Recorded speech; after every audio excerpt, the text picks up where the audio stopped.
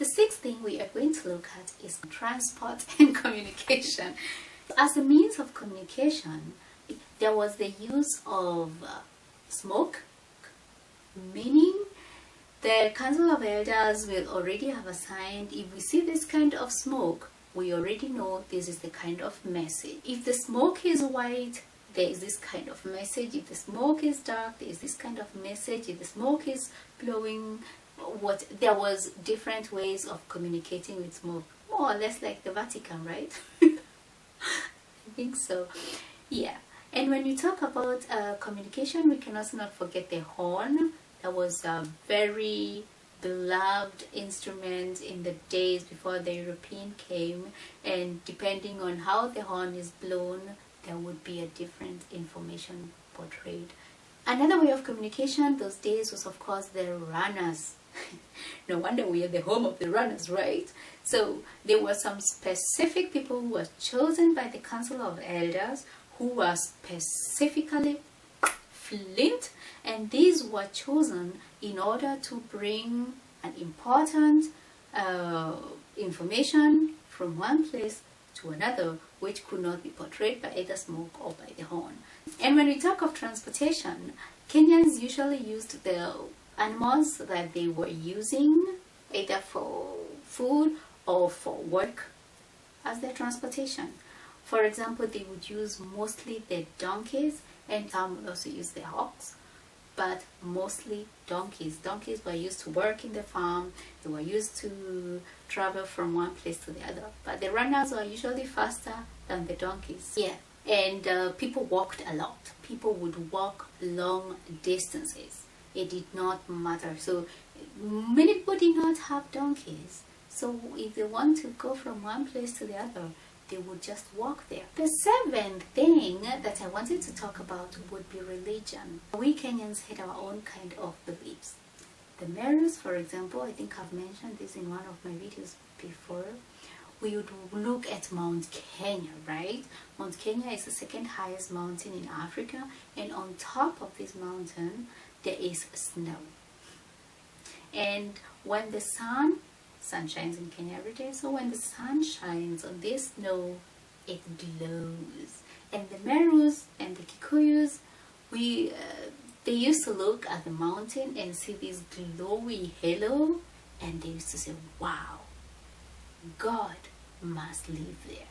The native Africans, they also knew there has to be something bigger than this.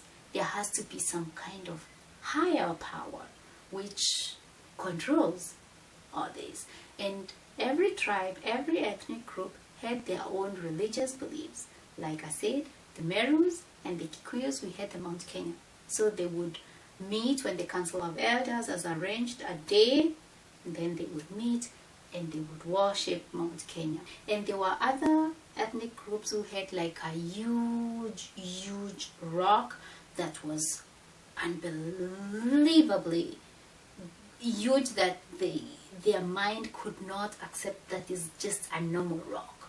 No, this place, God must live here. And then they would go and worship the rock. And then there are others who had like a big huge tree which they would go and give thanks. The eighth thing would be beauty. How can I forget to talk about beauty when I'm talking about Africans, Kenyans before the white people?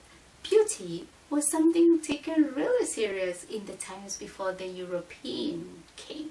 And beauty was not measured in any skin tones or in any body shapes. It was just measured in the way you conducted yourself.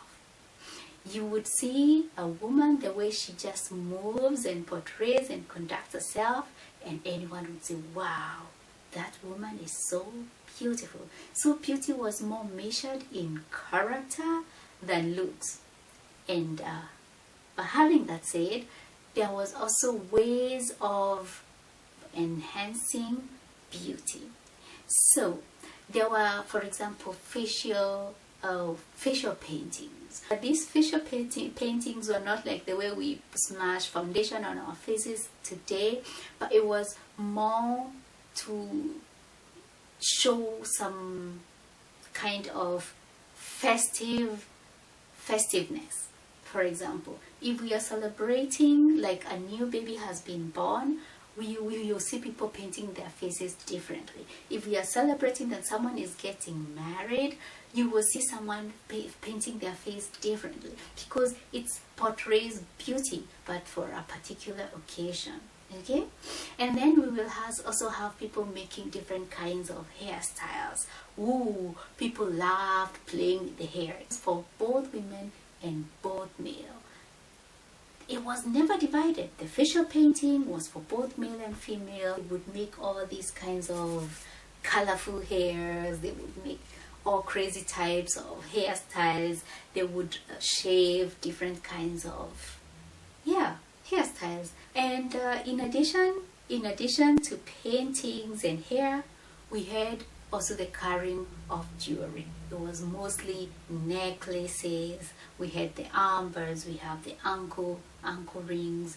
It was piercings. Like the Meru men, they used to make a big hole on one ear so that the ears will be like shaking, and that was considered handsome. And then there were also other tribes where, for example, when a man reaches of age, he will have his teeth knocked out, and then you have like a gap, and that was considered so beautiful. It's like so handsome. The ninth thing will be entertainment. How can I not talk about entertainment? Kenyans are the kings and queens of entertainment. I will start with the storytelling. So the first way of entertainment was storytelling. And this was carried usually by the grandmothers, by the grandfathers, and they would sit down around the fire in the evening, and the children would just sit down and listen, and the grandparents would start and they would narrate either stories of their past, stories they were told by their grandparents, or they would even just give some fairy tales that the children can learn and get some kind of lesson from them. And then we had music and dancing. Wow, Kenyans love music and dancing.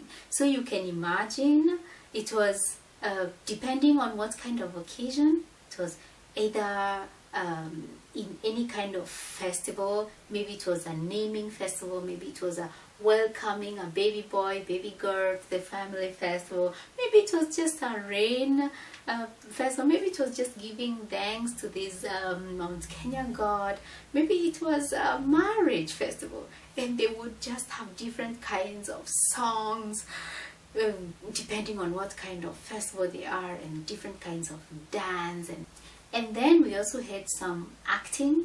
There was some kind of theater, and they were supposed to show some kind of scenario, either sarcastic or satiric, and they would make everyone just laugh, and children loved watching these kinds of plays. Number 10, it will be hobbies and career. And I put these two together because back in the days they went hand in hand. So when we look at career, we see that depending on where the tribal group lived, the people of that tribe would carry out a certain career, certain profession. For example, the Merus, we lived at an area with very fertile soils, with a very agricultural area. And what we see is that the Merus were mostly farmers. When you go to the Luos, you find that those lived near the lake. Most of them were usually fishermen. If you go, for example, to the Maasais and Samburus, you will see these were pastoralists. They would had huge herds of cattle, and these they were moving with them from place to place like nomads. Yes, there were also some other different kinds of career. For example, we had people who took, for example, the arrowroots that the Meru produced, the yams, and took them all the way to the Luos so that they can trade them for some fish. They took them to the Maasai so they can trade them for a cow.